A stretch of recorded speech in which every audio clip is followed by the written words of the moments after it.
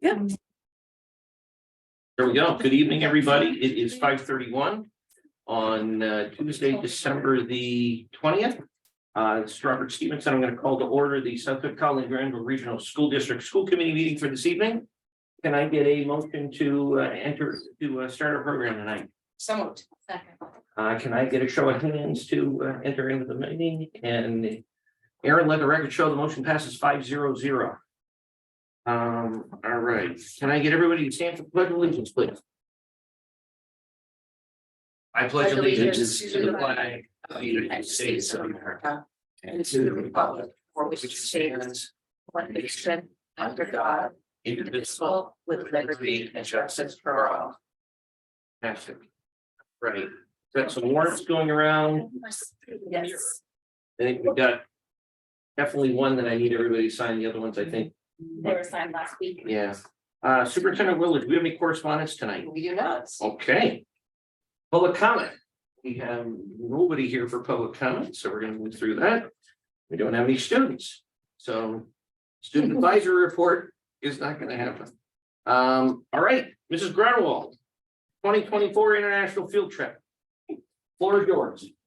Good evening, thank you, and I apologize for missing the last meeting. It like everybody else. So you should all have an informational packet and some itinerary information for proposed 2024 trip.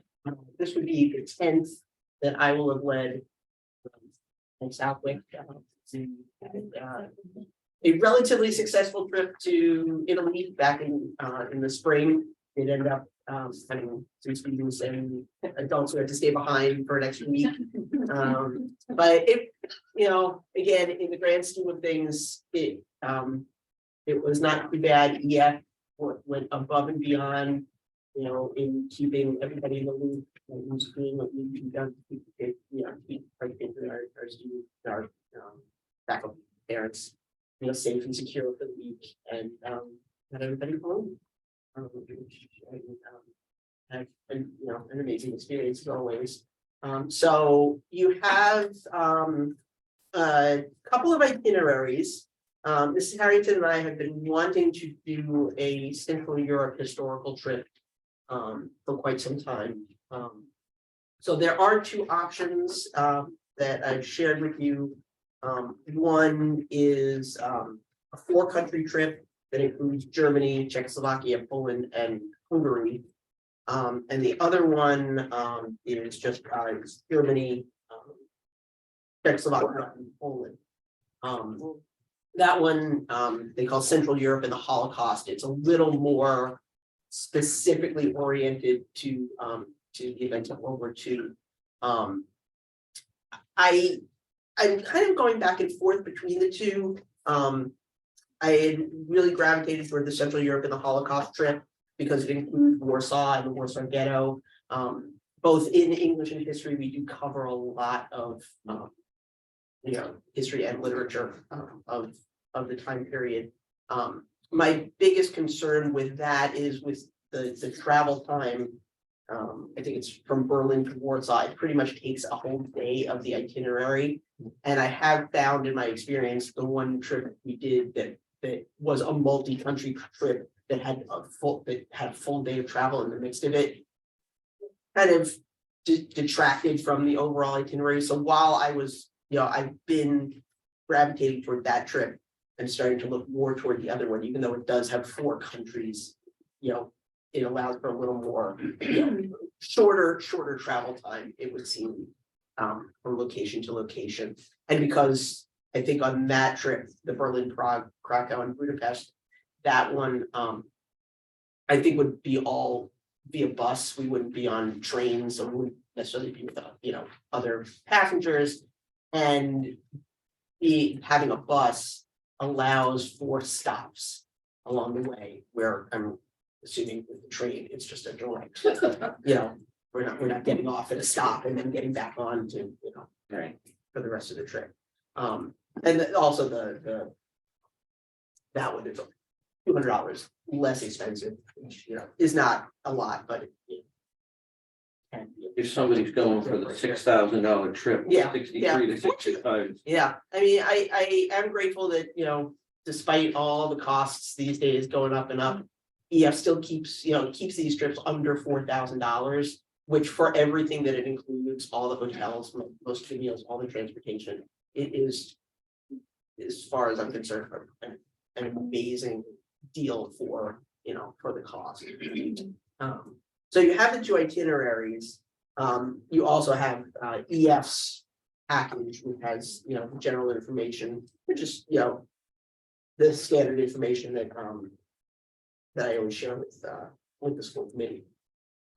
So if you have any questions, concerns, anything you wanted to ask directly. So who is this trip open to? The trips are always open to all students from 10th through 12th grade and parents. Occasionally have some grandparents and aunts and uncles come along. So any students, it doesn't require like a language requirement like some of the trips that Ms. Mahoney does. And how do you like advertise? We once we get approval, I have materials, itineraries, posters around the building, we make announcements through, you know, through the school system. Mr. Trudell usually includes it in his newsletters.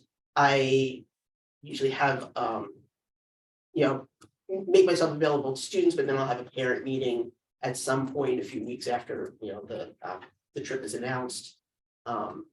And students can, families can start registering, you know, pretty much immediately. EF usually offers $200 or discount in the first month or so of the recruitment process.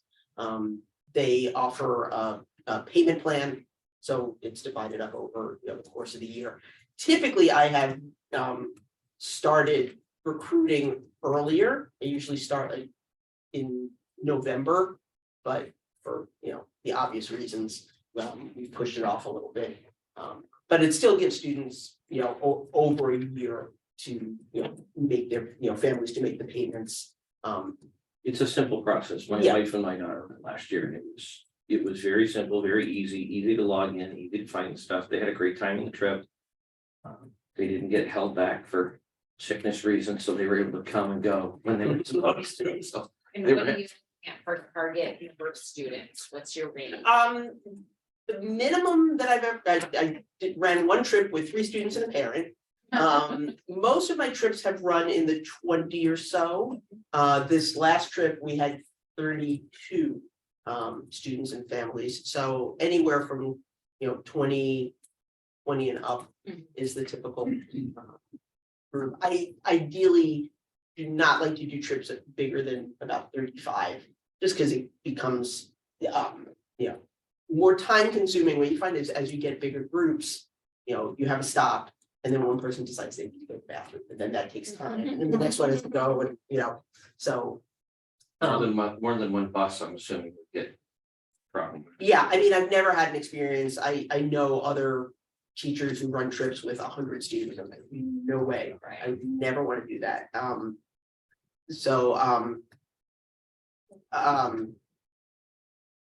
Usually when we've been in the 20 or so range, we've paired up with other schools who would be traveling at the same time on the city itinerary. And that's always been nice to give the kids opportunities to meet students from other places. This last trip, because we had a 30 or so, we were able to do it just with our group on a bus, which was nice. We had a little more room on the bus. Super. Anybody else? Anybody got any other questions? When we vote next week to approve it, will we know which trip we're voting on? If you would like me to make a decision and choose one, I would say at this point, I'm still kind of keeping it open. I wanted to talk to Mrs. Harrington a little bit more. She's been out to see if she has, you know, any. Can't we just approve a Central Europe trip? And that way she's got 2 itineraries and whatever one they pick. I mean, do we really have an issue whether they go with the $200 I would make a decision before I announce it to the student body. But if you would be more comfortable with me making a decision and letting you know that. No, I just think for legality purposes, I think if we approve a Central Europe trip with details, the confirmation on the Probably trip it's to gonna come be later. one of two itineraries that will be decided within the next 60 days. Okay. Yeah. Does that Just seem gonna see the fair? language, yes. You won't even need 60 days. No. No. 'Cause I I'll will give you announce it. 60. Seems, I'm fine. Sure. All right, Okay, awesome. well, thank you for your time. Super, thank you very much. We're gonna go back real quick to, it was reminded that we didn't accept the minutes. Can I get a motion to accept the minutes that everybody's got in their packets? So moved. Second. Any questions on these minutes from our last meeting on the 6th? No. Can I get a show of hands to accept the minutes? Aaron, let the record show the motion passes 5-0. All right, let's see. I believe our esteemed principal from the high school is up next, Mr. Kermel. I think the first thing I have is a change to a discipline procedure around Saturday school. Okay. Saturday school in our handbook is identified as a 9 through 12 disciplinary intervention due to a new law that the state has imposed to schools in early November. I think Superintendent Willard made school committee aware of this new suspension law. So we are looking for steps and strategies and interventions as ways before we get to suspending students, and just looking for more options in our 7th and 8th grade kind of tool belt here for intervening with student behavior. So what we find very effective is Saturday school. Students don't like waking up and coming and going to the cafeteria and making up some hours and work for their behaviors. Mr. Pescatelli, Ms. Schroeder, and myself, we've looked at what we have students do in the past is some educational modules online around student behavior, student discipline. Students can do this during Saturday schools during that time, and it's a very simple thing that we can add to our repertoire of interventions. So we're looking to make that available to Mr. Pescatelli's kind of Option. yes. Didn't they make a movie about Saturday school? The breakfast one. Right? That's what I was looking.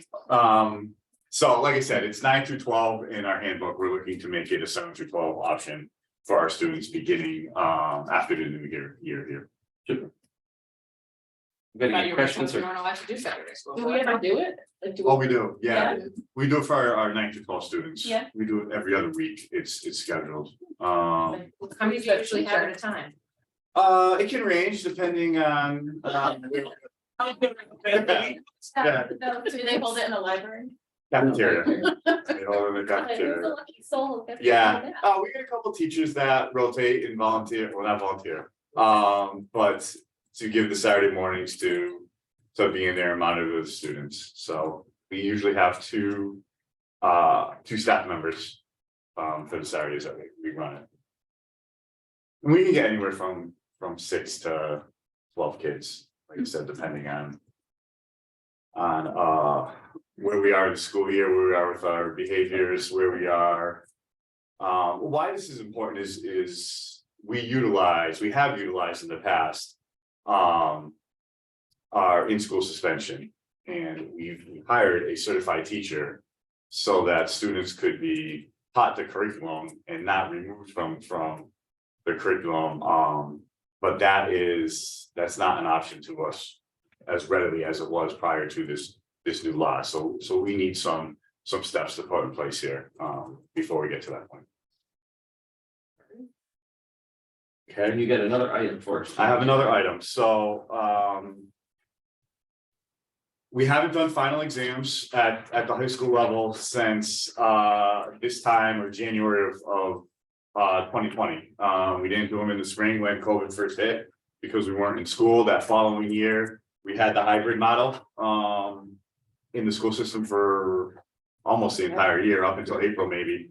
We did it through finals during that time as well. Last year, I came to the committee and asked for, a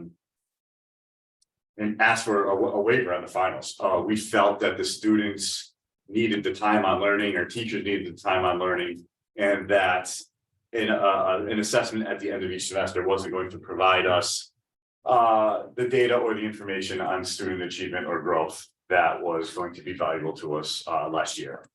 At that time last year, it was the school committee's request that we did look into what other schools were doing, and that you were all in favor and supportive of it last year, which we appreciate, but that you were looking for a possibility of this coming back into our programs. So we spent the spring and the summer and looking at some models, and we spent the first few months of this school year seeing how students are coming back again, behaviors, their engagement in academics, and across the departments at the regional school. Teachers wanted some type of assessment at the end of each semester. And so really the biggest change is, in the past, it was 20% of a student's grade. Given the shift in educational models and in exams, we felt that that was high. And we would like to move that to 10% of their grade for each semester at the 9 through 12 level. Some of the finals are going to look like traditional finals that we experienced, but some will have papers, some will have culminating projects in the 9 through 12. I did provide a schedule on the back of that for you, so no student would have more than 2 finals each day. We felt that was important for the students not to overwhelm them. The other part of final weeks is iReady in the math and the ELA. We know that is an important initiative for the school district, and Superintendent Willard has made that part of the district improvement plan. So that is incorporated into the finals as well.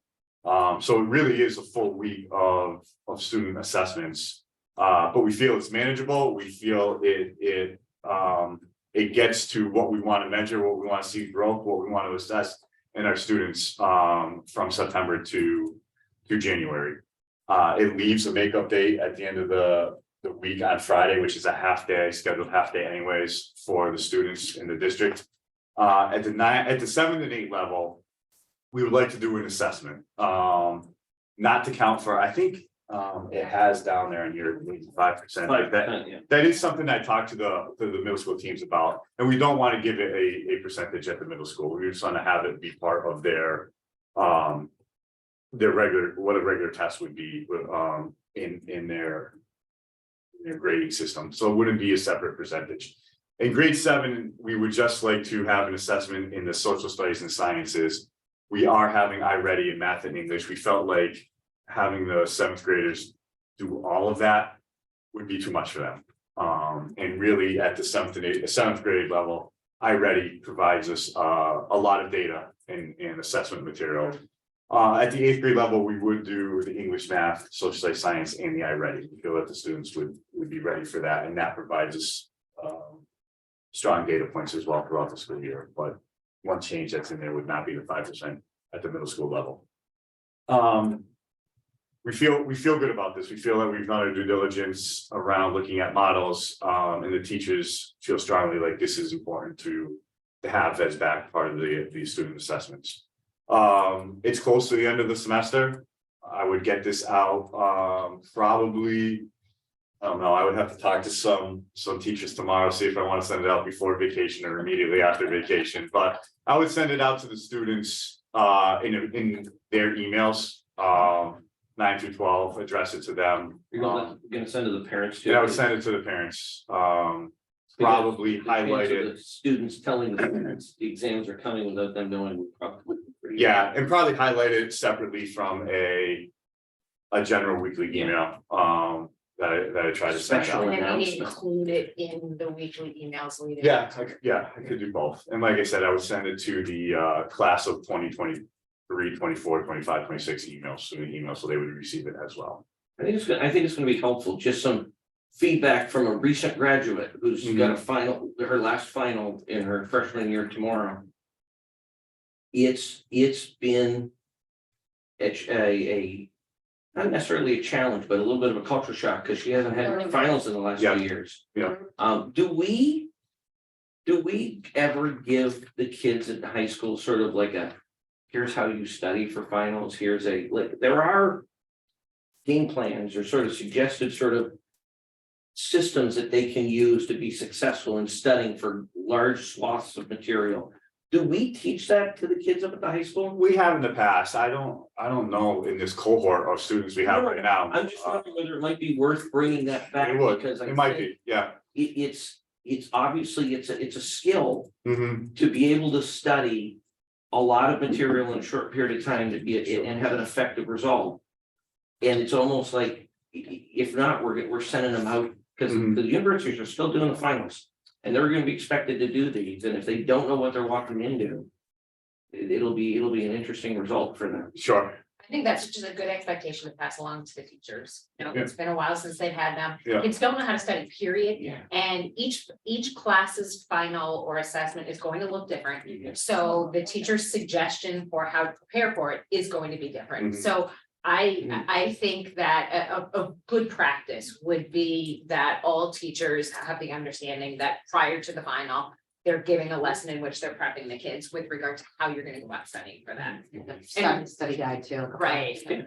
And related to that, I'm looking at the schedule and I can see you're front loading it heavy early in the week with Yeah. the finals, followed by the iReady, followed by the makeup. Mhm.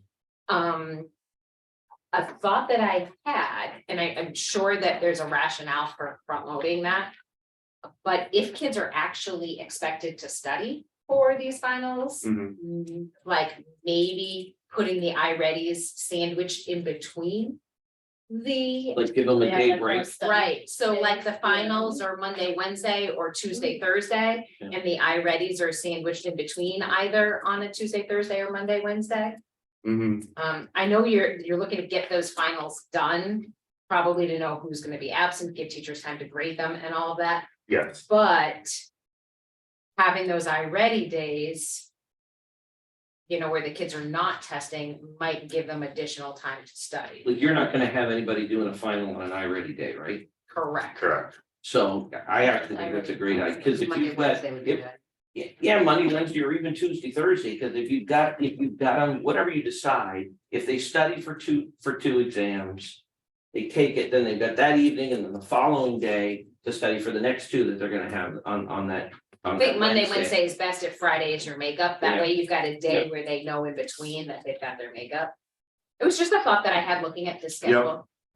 And because I do think teaching these kids how to study is probably even more important than the assessment itself. Okay. Okay. I will look at that if, definitely it was front loaded for reasons of having the students take it early, not burn them out with the iReady, but also for the teachers and the grading and the deadlines to get the grades in and reported. Yep. CTEC always is a factor in our planning as well, so let me go back and look at that as well. Yep. To make sure their Yeah, just their food for semester thought. ends the same time ours does. I know it's always close, but yeah, if it works out, I don't see a reason why we couldn't do a Monday, Wednesday, Tuesday, Thursday. Mm. Schedule that week. Next day is study too. Yes. Yeah. Yeah. I think what you're gonna find too from having a child in college as well, who's done the traditional finals and some papers and some projects and talking to our department heads. That's going to be reflected in what our students are gonna have as well. Some will have papers and some will have projects and some will have tests. So they're going to As it should. get the experience and the challenge and the assessments in kind of all different ways that can be done for students. Fantastic. Awesome. Okay. You guys got any other questions? Thanks very much. All right, now.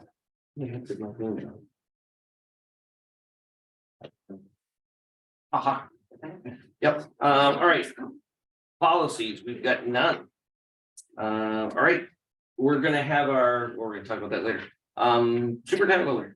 We got action items. Move to approve the March 17th, 2023 grade 4 field trip to the Connecticut Science Center, recommended. So moved. Second. Questions on this? You show the hands to approve the motion. Me too. Aaron, let the record show the motion passes 5-0-0. Move to approve the SRS student handbook revisions as presented, recommended. So moved. Any questions on this? All right, show of hands to approve the motion. Aaron, let the record show that motion passes 5-0. Move to accept the 2023 SRS final exam schedule as presented with potential modifications, recommended. So moved. Second. Any questions on this? All right, can I get a show of hands to approve the motion? Aaron, let the record show that the motion passes 5-0. All right, Superintendent Willard, no report tonight? No. All right. Mr. Connor, No report. nothing tonight? All right. You smokes. What's the record? Minutes. I don't know. 27. 27, we still got a chunk here. Hold on. Negotiations, we got nothing, right? Merry Right, Chief? Christmas, Joe. Yeah, you too. Thanks, guys. Finance, we've got to set a meeting. We probably want to do something early in the New year. Yeah, early January. Second. Yeah, so The Thursday. is Aaron set that up or does Clay set that up or? We set it up. Okay, we'll set one up. LP back board, Erica, we have anything or? Nothing, right? Nothing. They've got a meeting tomorrow night that I can't make for the corporation, but it's just a approval of finances or something, so there's nothing big going on. Policy, we've got our meeting next Tuesday at 4, right? 7? No, I thought it was a morning. Oh, sorry, 11. 11? 11. Did I put it in there? I think I have it. I have it at 4. Yeah, no, it's definitely not at 4. Okay, hang on. It's for me. 29th. 11. I have it in my calendar as 11. Okay, fine. All right, mine's not in there, so I can't. So it's the 29th or the 27th, right? 27. 27 at 11. I do have it at 11. There you go. Look at It's in that. there. Buildings and grounds. We just had a meeting today. Yeah. You wanna touch base on it or? Well, we met with Eric. Yeah, Eric's gonna give an update. Eric's gonna give a little update here in a little bit, so. Yeah, Eric, do you need the packet? So last meeting, when we kind of went over that assessment for the $33,000 to see what we were gonna get from it. Do you want to just come sit up here? Sure. You don't have to go into that, Eric. But I think it's important, especially, for Yeah. Pam and people who had some real questions. Eric actually did, where is this from, Hamilton? Yeah. Hamilton, Massachusetts. This is what is it, JAA? It's Does. Yeah, it's a different So- company. It's an example. It's publicly posted by Facilities Condition Assessment. Why don't you take it? You do. Yeah, it. Let's do this. We're gonna do a little wrinkle in the thing. Why don't we do your little Let's go update, over Eric, like now? Okay. We can do. Yeah. It'll be fun. All Don't worry. right. Yeah, so I went over the minutes of the last meeting and there were a lot of questions the committee had regarding the proposal from JAA or JJA Sports. And I wanted to make myself available to the committee to answer the questions based on the recommendations from the Building and Grounds Subcommittee today. I was told that I was very fine. So I just take this off. I wanted to bring an example for the committee to see what kind of an assessment we're talking about here. And individual items and pieces. I've just passed that around for anybody who'd like to see it. These types of assessments are really crucial in determining what, if anything, should be done to maintain or replace potentially any fields or grounds or anything athletic related. One of the questions that came up was whether or not we should be trying to get this as part of a design to move forward on. Maybe we could save some taxpayer dollars by having the same company that would be chosen to do the design to do the assessment. And my contention is it's better to have this being done independently because an independent consultant who's being paid as such will be focused more on our facility needs as opposed to the needs of a project that he may or may not enter into. These assessments take into account the current conditions of all of the fields that are not even ours. It's everything that we're using as a district, so Wally Park will be evaluated as it pertains to our usage. And this goes from everything from soup to nuts. We're talking about the integrated turf management plan that I currently manage, the condition of turf grass, the equipment such as backstops, the distances that are involved in baseball fields, the irrigation or lack thereof on various fields, the safety of our fencing, the accessibility of any spectator seating that we may have. All of that will be included in the scope of these proposals.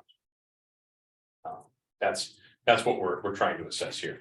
The committee is, we've come to an understanding in building and grounds that the committee is interested in improving the grounds that we're using for our students. And the best way to do that is we can't figure out where to go unless we know where we are right now. And we need to do that first. So that's why I support not just this assessment, not specifically this one, but an assessment of any kind. In order to guide our decision-making process over the next months, years. And it was interesting too, when we were in the meeting this afternoon or this morning, those different steps along the way, we can those don't all have to be paid for at the same time. You know, we're looking to maybe say, okay, yes, this is what we need as a whole.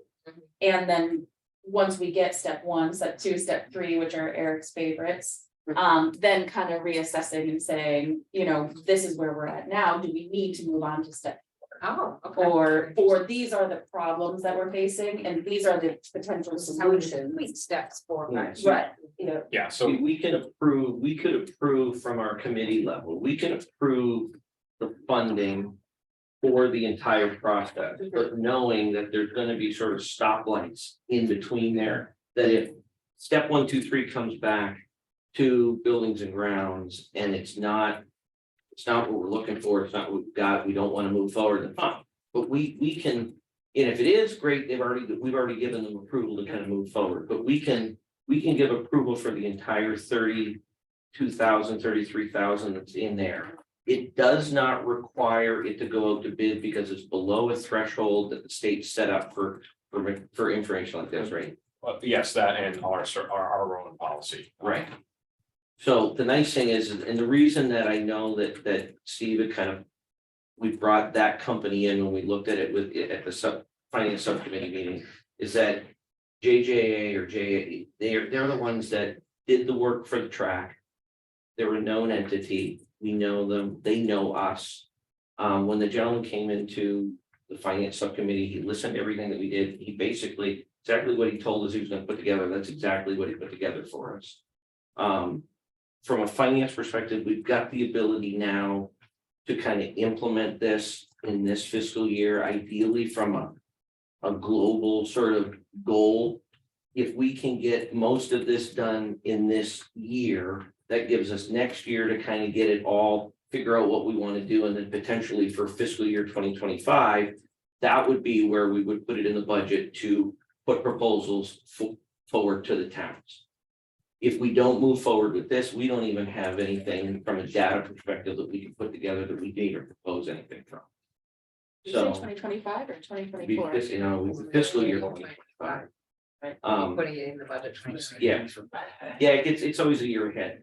But I mean, from our end, what I think, if everybody's okay with this, what I'd like to do is we put it on the agenda next meeting to approve the assessment in full. Okay.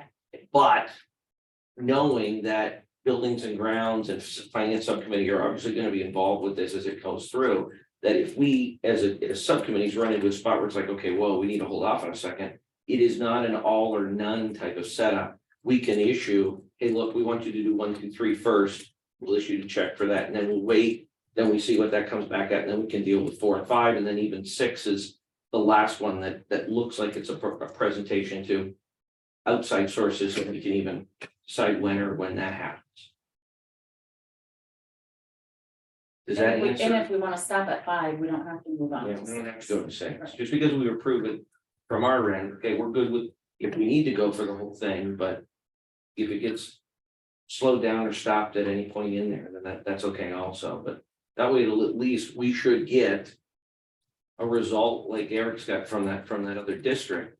And then in that would also be a full presentation that the league would be giving to us and the community at large, as to sort of what his recommendations are based on our situation that we've got right now on the ground. I mean, just to clarify the deliverables here, this current proposal that we're looking at includes a step-by-step approach to evaluate the current conditions of fields. Also to take into account the projected enrollment in the school as well as the athletic programs, any new programs that we may be starting or programs we may be discontinuing.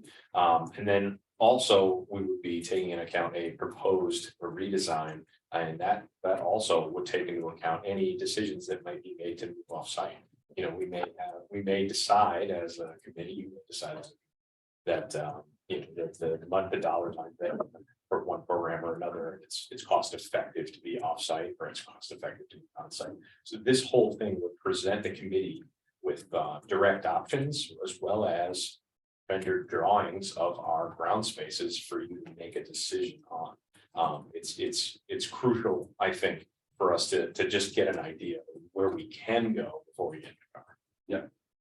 This is about the same approach we used when we were going into the building, Okay. you know, in the early stages. Yeah. Because you can't commit.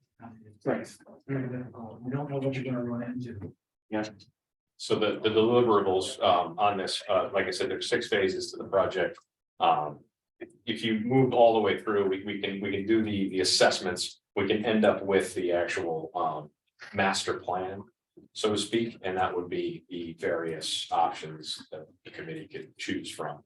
And then the last phase would be the paid for presentation to either the committee here, which I don't think is really necessary, or the 3 towns, and some purple budget here, anything. Those are the 6 items that are up for discussion.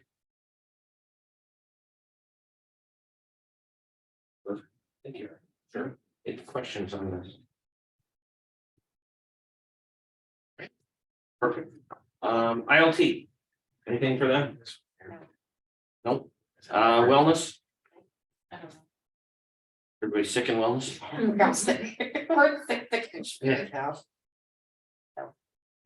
Technology, We have one coming up in January. okay. Capital committee, no. Master plan, no. Athletics. We have not had any other meetings since last time we reported, and legislative, we had the report last week. All right.